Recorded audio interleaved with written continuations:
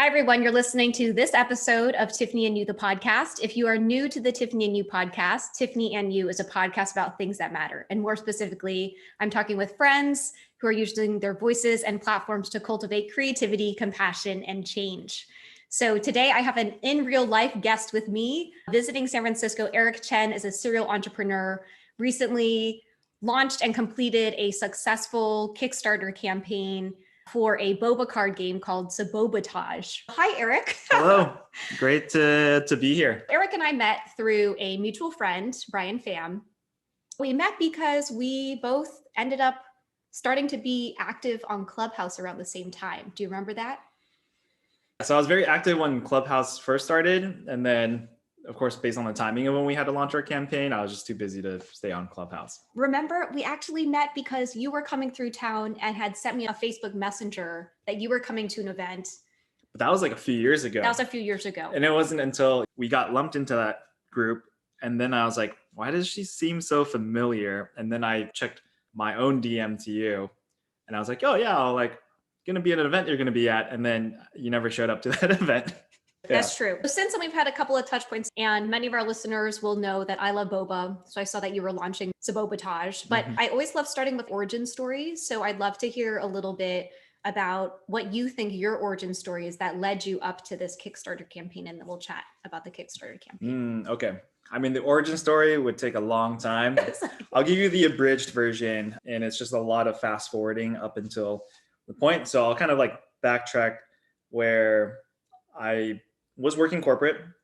So we'll just skip all of the corporate stuff. Went off to do entrepreneurship or attempt to become an entrepreneur in early 2017. And even before that, I was already dabbling into entrepreneurship, helping out other business owners, trying to work on stuff just so I could get experience while I was working corporate. But from 2017 on, it was the idea of become a digital nomad, go run an e-commerce business, work from your laptop, do whatever you want. And so that was what I was fascinated by. But once I did it, I realized it was not sustainable, or it's kind of a far-fetched idea. So I decided to get a little bit more serious. And at that time, I had linked up with my business partner, and we started working together on various projects. And we had a lot of steam going in, a lot of projects coming through, clients. We had some really good projects. And it just got to a point after building this business, we were pretty much a product incubator. So companies or people, even like a single person inventing a product out of their garage, maybe they've had a patent for the last 10 years, but they just never knew how to launch something. That's where we would come in. So I built up a lot of experience from developing products to launching them to market within the short span of 2.5 years. And it just got to a point where I always just felt like I wasn't really dedicated to one thing, to doing it well. So it's whenever something happened with a project or there's something wrong, we would shift blame or throw it onto the client or say, oh, this is your fault. We can't do anything until you resolve these things. And I realized maybe it's more so if I am really dedicated to something or very passionate about what I'm working on, then you would do everything you can to resolve any challenges or obstacles. So with the partners, things kind of just started to shift around. They're like, oh, we should focus on this area of our business. We should focus on logistics. We should focus on distribution. I wanted to continue helping people build products, do something with their dream. So I said, I think I'm going to go off on my own and separate. So this came around the time of right when the pandemic started happening, sheltering in place. And to me, it was kind of a blessing in disguise to just be able to have a plan to just be at home. I forego the office, the resources, the warehouse space. I was like, I'm just gonna be on my laptop, just focused in and just working away on what I had in mind. And then what ended up happening was I moved to LA mid last year, and then was just inspired by all the creativity that was going on. My roommates and stuff, they're in the creative space. So it's just all of this really good energy, just being surrounded by others. And just one day the spark came to me with Boba and a card game. I actually came across it on Instagram.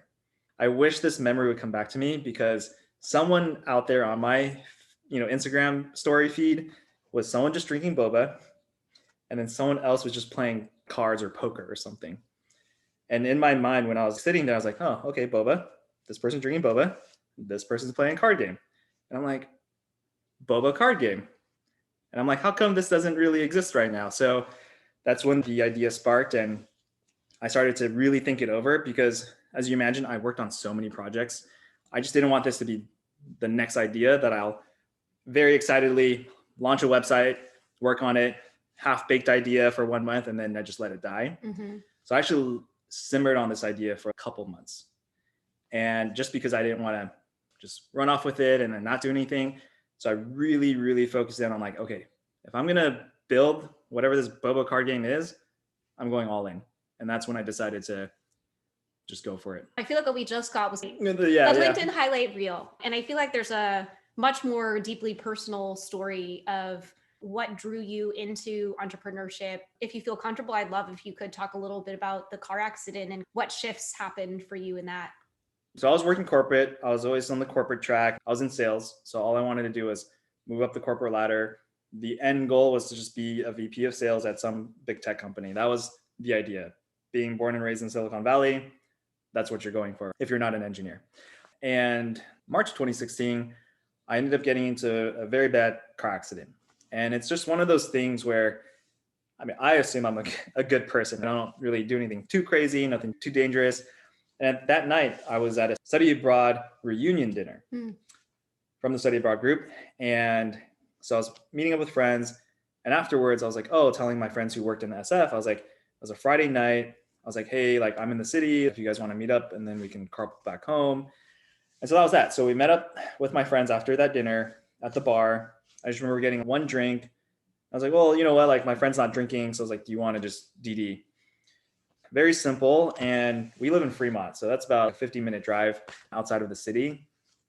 And next thing you know, I'm just waking up in the hospital post-operation, post-surgery. I had tubes down my mouth and woke up freaking out. And they actually had to sedate me because I was, a danger to myself because I was just freaking out. But what ended up happening was my friend had fallen asleep at the wheel, just less than a mile away from our house. So in like the suburbs, if your parents are driving home and you're just in the car as a kid, you usually just fall asleep closer to home. There's a sense of comfortability and you can relax a little. And I think that psychologically was kind of what happened. It's like, oh, we're so close to home. And he just like dozed off. I mean, given it was a long drive, but he had swerved off the road and crashed into a tree. And the impact area was on my side. And what ended up happening was the seatbelt had pulled on my stomach so hard that it ruptured my intestines on the inside. My friend said I was conscious. I stumbled out of the car. He called the cops and the paramedics came. They were asking if I was okay. And I just was mumbling words. And they said, your friend is too drunk. We don't understand him. And he's like, no, he wasn't drunk. We only had one drink. And so apparently I was able to point to my stomach that there's something wrong. And then I think they detected that I was internally bleeding. So they sent me off. And that was the car accident. So what ended up happening was they had to cut me open, reattach my intestines.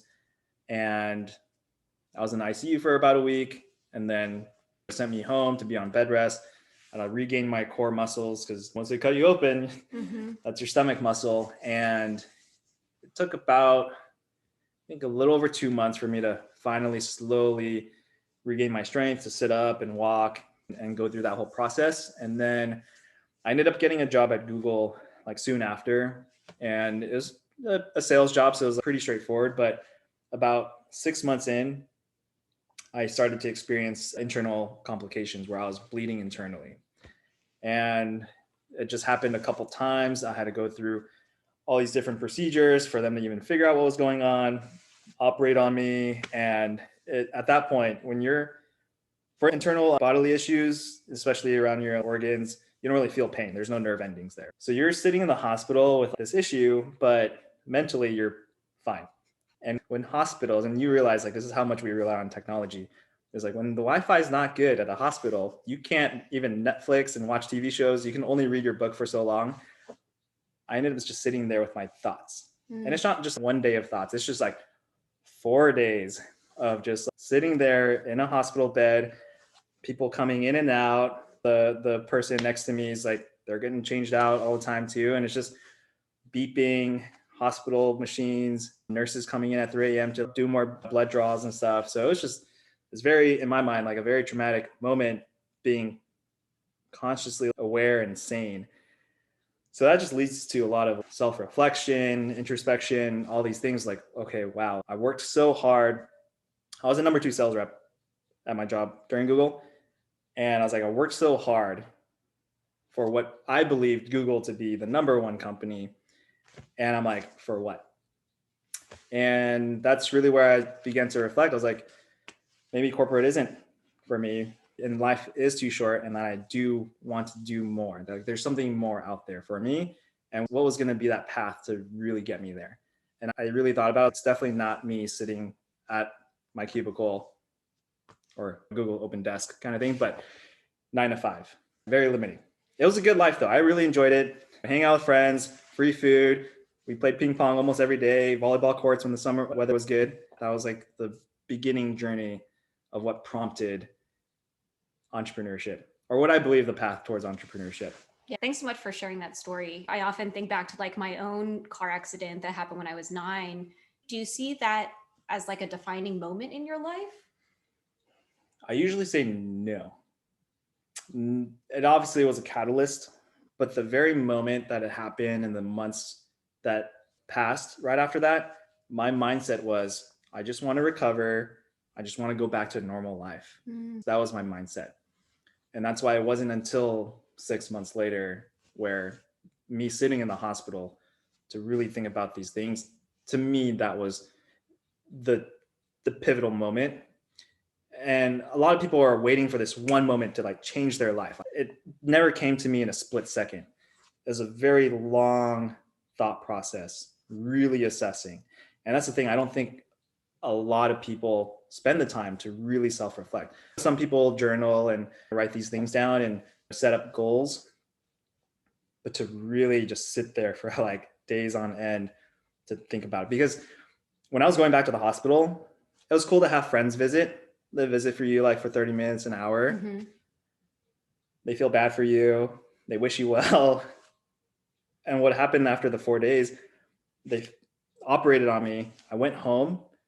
And the very next morning, I started bleeding out again. Mm-hmm. So I had to go back to the hospital, and it was another 4 days. And at that point, I'm not calling my friends like, hey, come visit me. I'm back in the hospital. So really, I didn't tell anybody that I was back in. Just like a few close friends like, hey, I'm back in, but you don't need to spend time to come visit me, because I felt bad. It's a really crummy experience to, have to go to a hospital, because you only go when someone's sick or someone has an accident. And even for me, I don't want people to just sit there and feel sorry for me. So I really just sat there alone. And so for people to really take the time to think about what they want in their life, you can't really teach someone that or even force someone to do it. And I used to say this to my friends, especially towards entrepreneurship. It was like, how do you really have someone to have that opportunity to think about what they want in life? Mm-hmm. And then is it that someone has to go through this traumatic experience to even have an opportunity to think about it? A lot of my friends, or especially like my roommates that I live with, I can now sense this difference in lifestyle and mentality where they're like, why are you so chill? Everyone in LA thinks I'm really chill. I personally think I'm very high strung, but I only freak out about the things that I believe really matter. And I would say like 98% of things aren't important in the grand scheme of things, only because you experience this whole traumatic experience. So really, like, people getting mad about certain things or stressing about something that's out of their control, a lot of the normal things people stress out about, I just don't. And that's why I'm more chill. But really, I'm not. Let's take a quick break here. And when we come back, we will continue chatting with Eric Chen. Yeah. And we are back from the break here. You're listening to this episode of Tiffany and You. I have with me serial entrepreneur or corporate sales person turned entrepreneur, Eric Chen. And before the break, we were chatting about his journey to starting his successful Kickstarter campaign for the Boba Card game called Sabobatage. That's right. And this car accident that you were involved in 2016 that really, I think, was seeds, starting to plant seeds towards really changing your own mindset to doing more things that matter to you. So before the break, we were chatting about the time that you spent in the hospital and really having this time to sit with yourself. And a lot of people are afraid to do that. Be with their own thoughts. To be with their own thoughts. Do we have to go through something like a traumatic car accident in order to look in the mirror back at ourselves and really determine what our priorities are? Both you and I have had a version of that, which now we are on this journey of self-awareness. But I'm curious if you have any strategies to really continue to anchor yourself and do that work to learn how to sit with yourself. I'll share this, that none of this really became clear to me until last year. And you and I were talking about how I moved to LA. You might possibly move to LA, and you're asking about my experience and how my life has changed and stuff. Similar to me talking about the contrast and living with my roommates, because they're so creative, a lot of inspiration comes. It was just, I was so ingrained in the idea of entrepreneurship that in the last 2.5, 3 years that I was building these other businesses and helping clients, I was very distracted because I had that idea. It's like, yes, I want to do something more, self-reflect in life. And then I went and did all of those things. I built a business. I helped other people. And for the people who are curious about numbers and stuff, that when we launch companies, we're doing like 6 figures per month. I've seen it all in terms of a range of successes, and just seeing what was fulfilling and what was not, the type of people you want to surround yourself with. I was able to experience all of it. And I don't think it wasn't until when I really did move and start to go solo was now another chance for me to really think about what I wanted. Because I spent so much time working with my business partners, they called all the shots. And then at that point, I realized I wasn't really thinking for myself. And so I kind of let all of that go from 2017, where it's like, yes, I'm going on my own. And you have this very motivated and exciting time of pursuit of whatever it is you wanted. And so for the people who want to practice this self-awareness, I would say definitely surround yourself with the people you believe you want to be like or learn from, but really sit down with yourself and push yourself to do all those things rather than relying on someone else. I posted on the Asian Hustle Network, and the most impactful line, in my opinion, because it just resonates with me, it's just like, I thought I was being an entrepreneur by running a business, having equity in building a business, but I realized that I was selling myself short. And it was more so within the pursuit of business, I let my partners control my own future. Even though on paper, we had equal shares and all these things, but it really wasn't for myself. And so for people who want to be self-aware, whether in that regard on the business side or even just in life, it's just really feeling things out, getting attuned to being self-aware, and just knowing that it's not going to happen overnight. This is just, for me, I'll tell people, this is a 4-year progression for me to finally be at peace with myself. So once I moved down to LA, after 6 months of moving, to really self-reflect of what was important, what was not, I would say that's where my headspace is. And I think for some people, they can really tell that I'm, what I believe, have found inner peace, what some would call it. And that took a long time to get there. But just, you start off with just trusting yourself. I love how you called it like a 4-year journey to find whatever level of peace you're at right now. And that journey still continues. So I want to transition to talking about the Kickstarter campaign. Yeah. You were, some may call it doom scrolling. You were looking at your Instagram, you saw people enjoying Boba, you saw people playing cards. Then you thought of this idea of like, let's put this together and see. Once you realized, let me put this together and see if I can create a Boba card game. What were the steps that ran through your mind to say, okay, I have an idea. How can I turn this idea into a reality? What made you decide that crowdfunding was the way to go? I'm sure many of our listeners have entrepreneurial ideas and you figured it out, but I'm curious, did you have any limiting beliefs running through your head during this time, or was it a Google search? Like, how did that happen? I remember when I first posted about the card game on Asian Hustle Network that someone commented, tagged their friend and said, hey, didn't you have this idea a few years back? And so ideas are free. Everyone can have the same idea. I like to call it the Chinese restaurant theory. I don't know if it's a theory. It's just, this is the Chinese restaurant concept. There's so many Chinese restaurants out there. And so if someone's telling you is like, oh, the market is too crowded or there's too much competition, you shouldn't do it. It's more about shifting that mindset. It's like, you should do it. At the time, there really was no existing card game, or at least in the Boba Card Game. And so to me, at least with my experience in business and entrepreneurship, it really didn't matter if there was competition. There's actually more statistical facts or stats that say it's better if there's competition because they're growing the market and the demand together. And so even with people who are wanting to start a product like this, if you're playing an Amazon game, like, yeah, definitely don't go source a garlic press. That's like the joke of trying to be an Amazon seller. But in terms of a novelty idea like this, how it first started was just this product came through my own vision. If I was to tell you or ask you to create your own concept of a Boba card game, it's going to look drastically different. The gameplay is going to be different. The product's going to look different.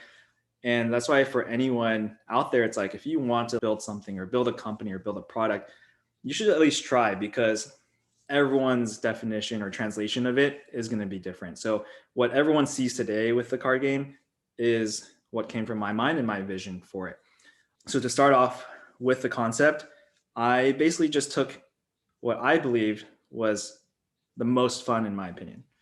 If you talk to someone who loves to play Dungeons and Dragons, they'll probably would have made a board game instead of a card game. What I wanted to do was keep something more fast casual, something more light, something that all ranges can play. And then in my mind, I'm like, I would love to have a game that you could just bring to a boba shop and play with your friends for 20 minutes, 30 minutes. That's the amount of time you're hanging out with them at a boba shop anyways. That is the perfect medium for me. I love playing Settlers of Catan, Monopoly Deal, all of these different games. And so those are some of the inspirations I took. I looked at other games as well and said, I do like these games, or I don't like these games for these reasons. So I do and don't want to include some of those components, because all of these are different elements of games. But if you really look at all the different card games and board games out there, they're all pretty similar in some form or fashion. That's how I started to just map out the idea just in my head, finally put it on paper, and just, that's all I needed. It was just, I cut out index cards, just literally wrote Boba T on there, and then just asked my roommates to play and like, hey, this is the concept. So that's how it all got started. The idea came to me in July. Didn't really start formulating it on paper, because remember how I said I wanted to simmer on this for a while.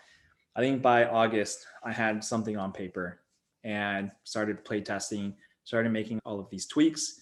And then of course, just through my own experience of building businesses and products, you have to go through the proper motions of product testing and just making all the changes that you would want to. And by the time December came around, I was very strict about play testing. I created a low fidelity version. So a lot of product designers, they appreciate that when I say low fidelity. So I got a PDF version where I sent, if this wasn't shelter in place, I would have loved to just hang out with friends and show them the game. But of course, no one's getting together. So I would send them a PDF where they had to print it and cut it out themselves.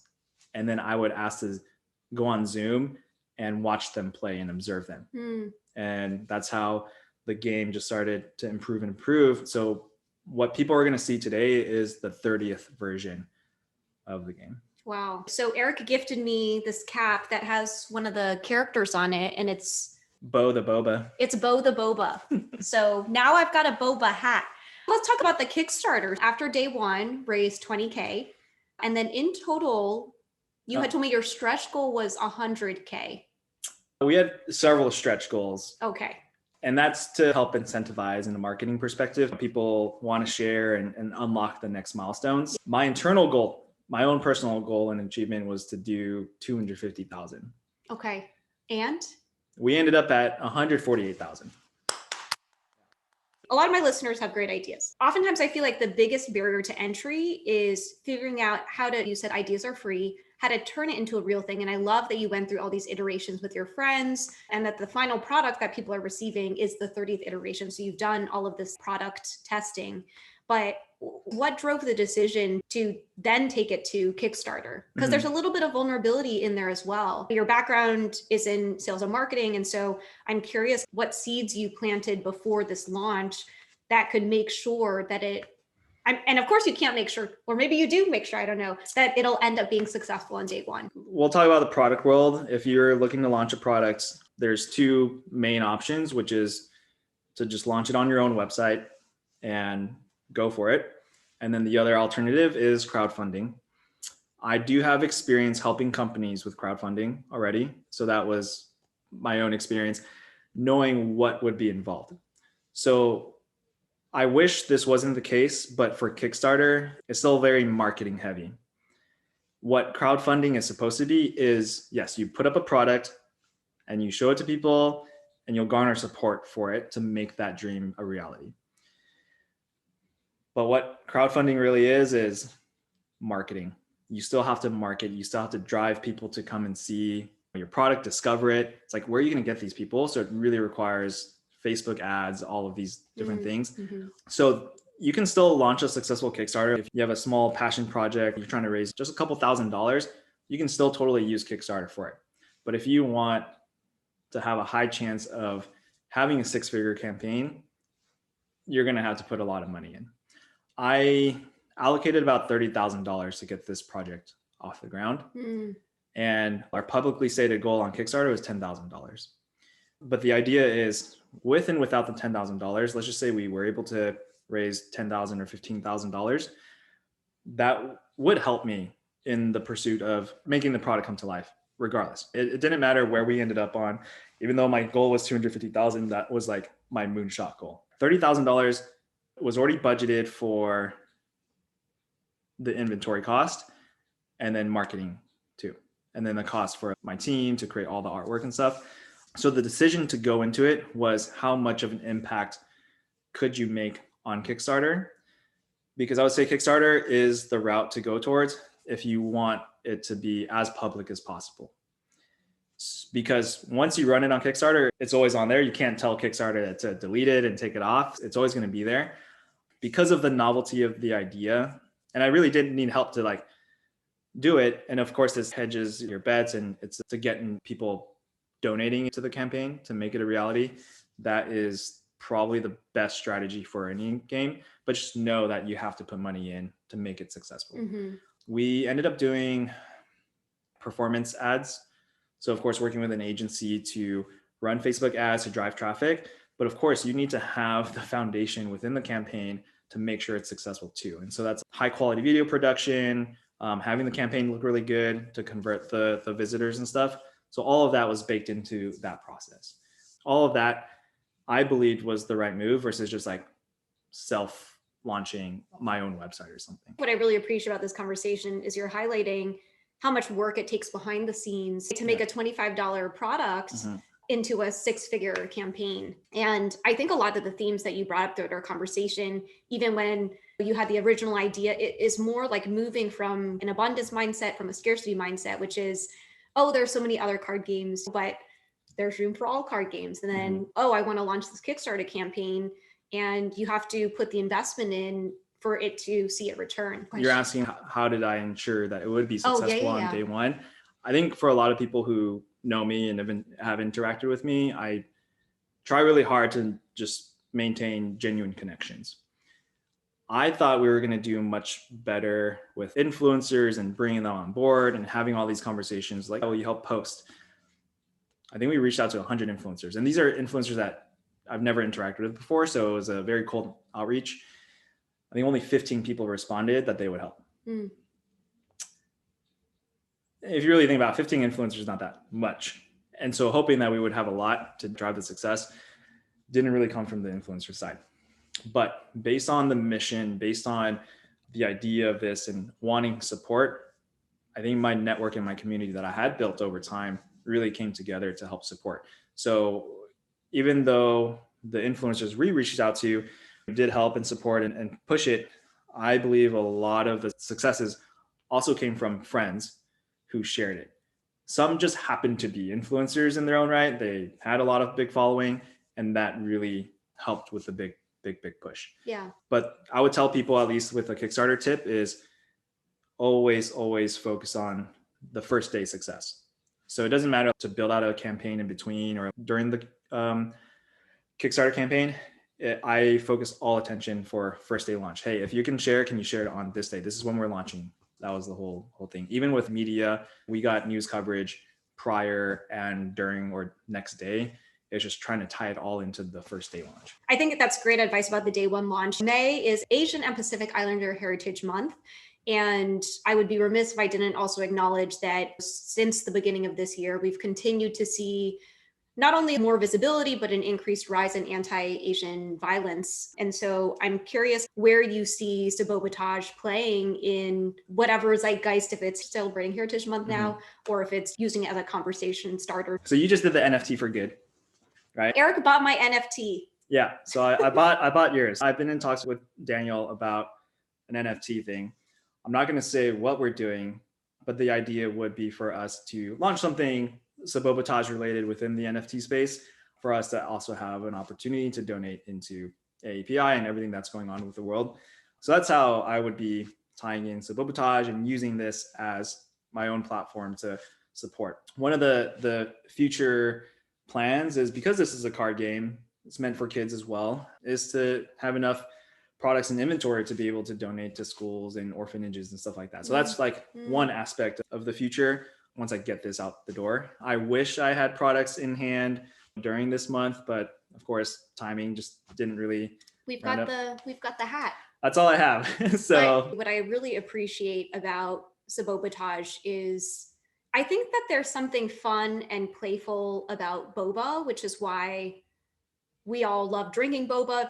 There's like a whole culture around boba.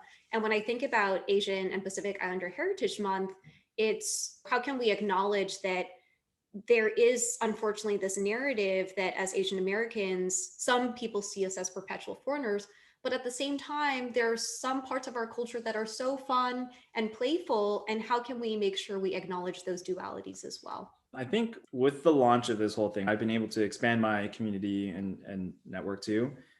And this has just been more eye-opening, because the whole idea, and similar to how Andrew from Boba Guys, his whole mission with his Boba store is to bridge cultures. That's the perfect way to explain it. It's like you just want to be the bridge.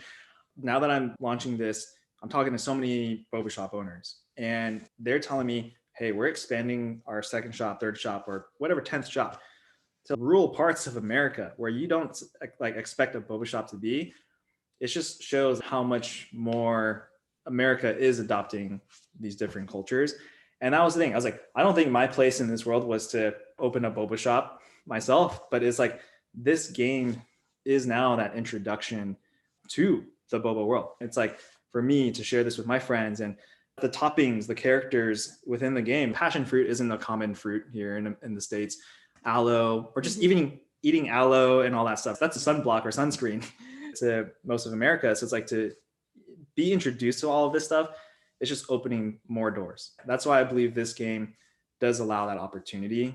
And whether we can get this into the doors of like big box retail in the future, it'd be cool to see this. Actually, I was just at Target the other day, and whenever I go to Target, I just stand at the game aisle and stare at the game shelf and seeing what's new, seeing what's out there. And I picked up this box that was something that just came from Japan. And I was like, that was the one thing that stood out to me, because everything else is like, you can tell the artwork is very Americanized, but this one was a lot cuter, but it wasn't just American cute. This was like, oh, there's a flair for the Asian cute. So that's why I was like very conscious about the artwork. With this, we weren't going super kawaii or like super like chibi anime and stuff. It was like, let me find the in-between. And so the artwork you guys will see with this game is how I perceive my Asian Americanness wrapped into the artwork. So we're in San Francisco right now. Board game culture or game culture is huge here. So you took something that you loved doing, which is you had familiarity with all these games. You figured out a way to turn it into a product, and then you leveraged your background to make it a success. And so as we close our conversation, You shared a little bit of the bigger vision around Sabobatage, which is let's see it in a target. I always close my podcast by asking my guests the same question, which is, what are you grateful for today? Another great question. I don't practice gratitude every day, so it's nice that you're even prompting this. I think just the fact that you and I are able to sit here together, and this is what I believe is the beauty of, whether it's you want to call it entrepreneurship, but just having a community and being able to build relationships like this. That is what I'm grateful for. And just being able to sit down. The whole reason you have this is to, support your friends' voices and show what's out there. Being able to finally sit down face to face, get to know each other and stuff too. I always love starting by looking at the lineage of how we met, which is you sent me a message that didn't really lead to an IRL thing. And then we ultimately needed a couple more touch points of Brian reintroducing us and then us realizing that we had this connection. And then you passing through town as well to get reacquainted. So if people want to support Sabobatage, is it available to buy yet? Are you fulfilling Kickstarter orders right now? Yeah. And if they want to support in other ways, like following your work, what's the best way to do that? I believe by the time people are listening to the episode, products won't be available yet. We will have pre-order phases coming up in the summertime. So I would suspect mid-June is when things would be available for pre-order while supplies last.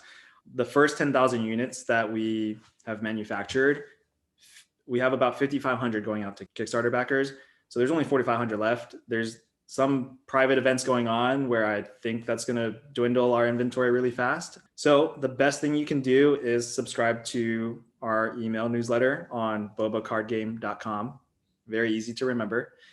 And go on to Sabobatage Instagram. That's where we're very active in posting what's going on. And then if you want to follow my own personal IG, which I don't really post that much, but I'm very active in commenting on other people's stuff, it's Chen Eric. Excellent. Well, thank you, Eric, for coming on the Tiffany and You podcast. Thanks for having me.